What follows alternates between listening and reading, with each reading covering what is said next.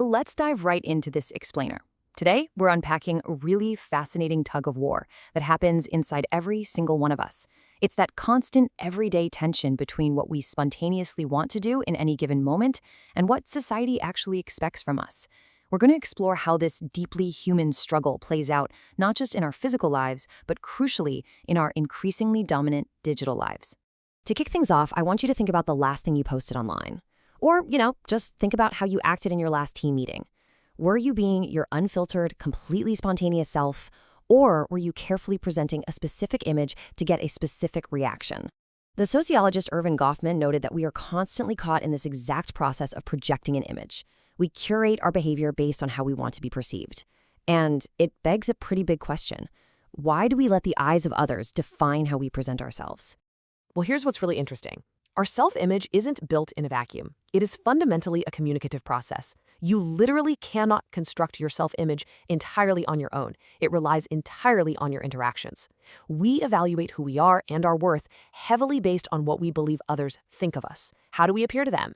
This means our very identity is this highly collaborative, sometimes messy, social project. And because of this, our most deeply personal emotions are actually direct byproducts of our social relationships. We experience profound feelings, things like love, pride, pity, or embarrassment, largely as a result of the positions we hold in society and how effectively we interact with everyone else. Think about it. If you feel a surge of pride, it's often because your social environment validated your projected image. If you feel embarrassed, it's usually because that image somehow fractured in front of an audience. So let's look at the theoretical lens for all of this, understanding socialization. To understand why we care so much about other people's perceptions, we have to look at the engine driving it all. That engine is called socialization. This is our foundation for today. Socialization isn't just an academic buzzword. It's the lifelong, continuous journey of learning, accepting, and sometimes contesting the ways of the groups we belong to. From the moment we're born, actors in our environment pass on knowledge. They help us develop skills, interpret symbols, and learn from their experiences so we can ultimately fit into the larger human collectivity. The journey of growing up perfectly illustrates how the agents of socialization change as we progress through life. In childhood, it's our parents and family passing down fundamental culture and norms. As we hit adolescence, our peers take the wheel, heavily influencing our personality and our sense of belonging outside the home. And then in adulthood, it's our workplaces, our managers, and our mentors who shape our roles and future plans. At every single stage, different agents are actively training us on how to behave and what to value.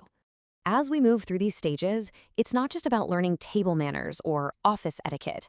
Sociologist Erik Erikson points out that the questions we face during socialization are actually profound existential questions. Who am I? What is the meaning of my life? Have I achieved my goals?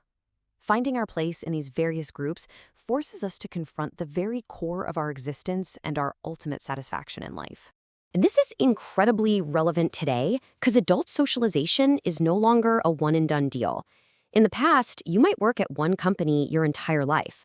Today, we change jobs and careers constantly. Every time you enter a new organization, you have to basically re-socialize.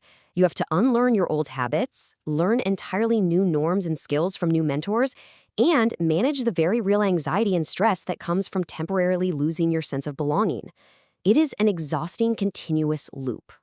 Sometimes, though, this process is dramatically intensified. Goffman identified what he called total institutions. Think of army camps, boarding schools, or highly immersive college campuses. These are enclosed spaces, essentially cut off from the rest of society, where all of your needs are met by the institution. Because they are so immersive, they create a remarkably strong sense of belonging and heavily, sometimes permanently, shape your identity. Which brings us to a major tension, the digital shift.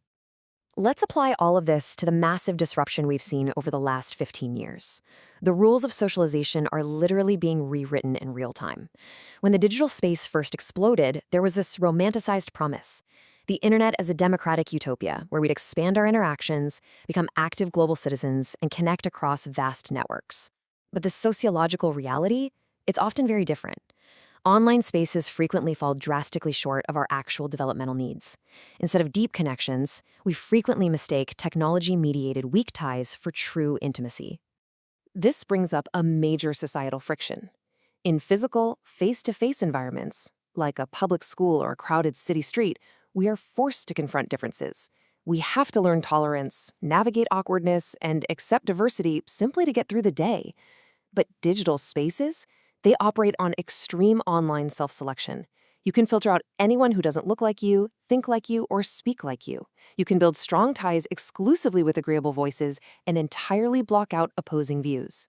The deep sociological concern here is what this extreme filtering does to us over time.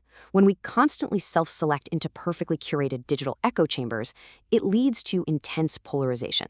But more than that, it actively hampers our ethical capacity to communicate. If you never have to navigate a conversation with someone from a different cultural or political background, that ethical muscle just atrophies. We literally lose the social skills required for a diverse, functioning society. Furthermore, digital socialization introduces complex vulnerabilities that just don't exist in the same way offline. Because we can't easily verify who someone is on a screen, it's incredibly easy to place way too much trust in a diffused virtual relationship, mistaking it for genuine intimacy. Add to that the constant threat of surveillance by authorities, security risks, online abuse, and the total erosion of privacy, and you have an environment where establishing true, durable trust is incredibly difficult. Now, this tension really reached a boiling point during the pandemic, when all our physical agents of socialization, schools, cafes, offices, shut down. We were forced to socialize entirely through digital screens, and the boundaries blurred completely.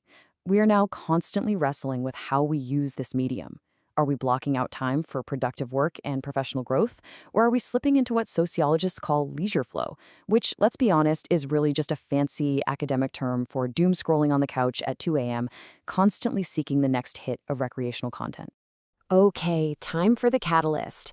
Let's get into some discussion prompts.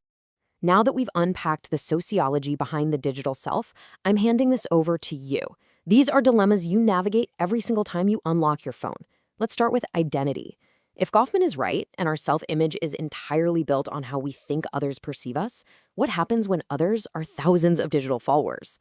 Does the curated nature of social media allow us to find supportive communities and build a healthier sense of self? Or does it trap us in a continuous, exhausting performance where our core emotions are entirely dictated by likes and retweets? Take a moment to really think about how your own digital presentation affects your self-worth. Next up, let's tackle community and polarization. We know that face-to-face interaction historically taught us tolerance. But in a digital world where the block button is always just one click away, how do we fix this?